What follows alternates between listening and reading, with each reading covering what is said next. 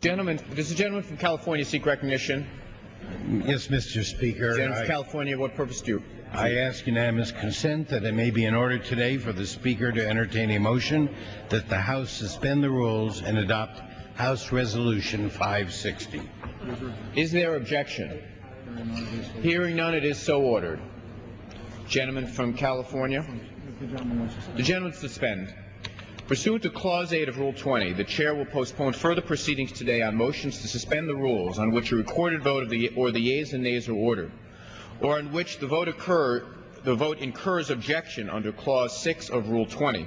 Recorded votes on postponed questions will be taken later. Gentleman from California. Mr. Speaker, I move to suspend the rules and agree to the resolution H-Res 560. The clerk will report the title of the resolution.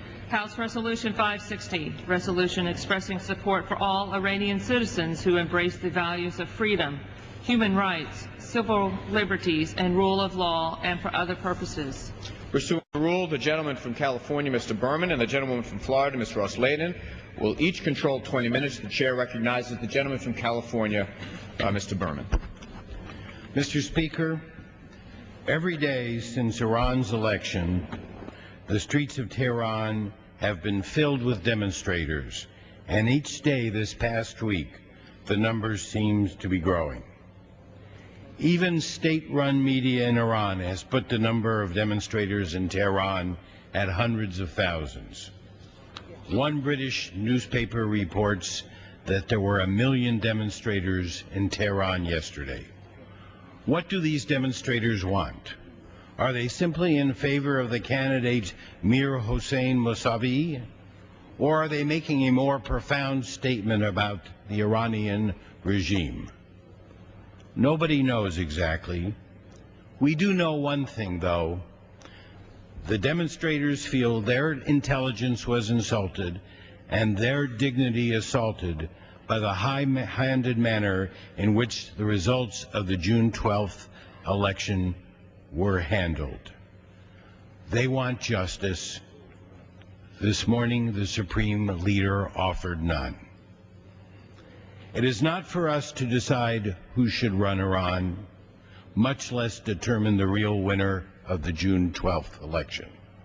But we must reaffirm our strong belief that the Iranian people have a fundamental right to express their views about the future of their country freely and without intimidation.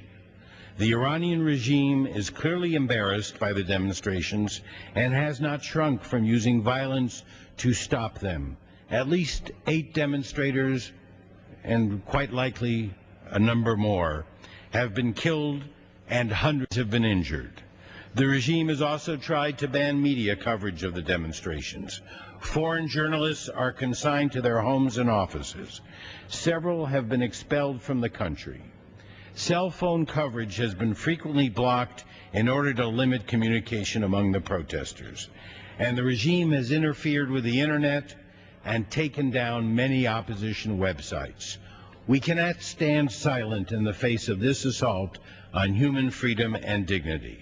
I repeat that we have no interest in interfering in Iran's internal affairs. That era has ended. This resolution affirms the universality of individual rights as well as the importance of democratic and fair elections.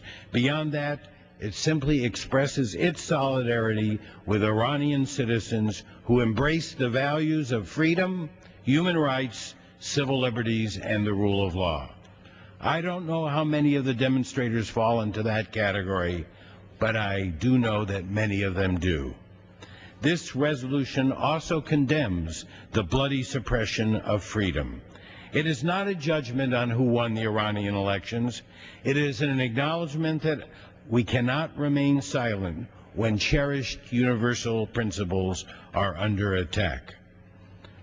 Mr. Speaker, I want to just offer my appreciation to our ranking member and to the gentleman from Indiana for working together on a resolution which puts the House of Representatives on the side of the people of Iran. And with that, I ask my colleagues to join me in supporting this resolution and reserve the balance. Gentleman reserves. Gentlewoman